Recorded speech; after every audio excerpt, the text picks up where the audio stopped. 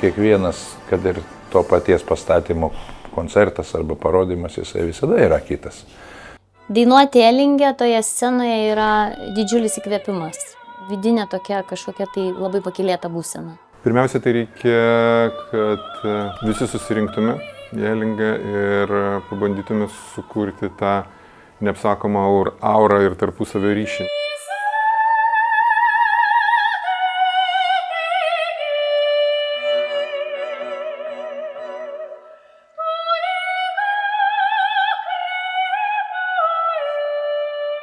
Tai yra apie tą nesibaigiantį gyvenimo ratą, kada mes visi juk prasidedam ir visi pasibaigiam, bet ateina kiti, kurie prasideda ir pasibaigia.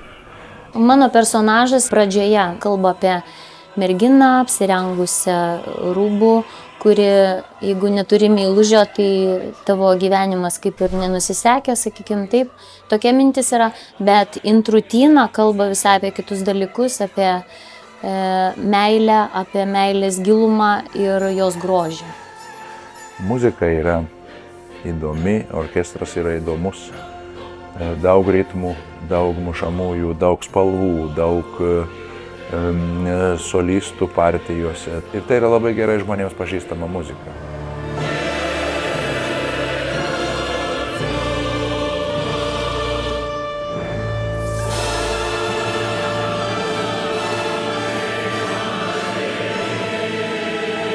Niekur tu tokio įspūdžio negausi ir nepatirsi, praplaukiantis laivai, vakaro žara, žiūrovai, ta tokia didybė visa. Ir manau, kad Karminos Buranos muzika labai gerai ten atsiskleidžia.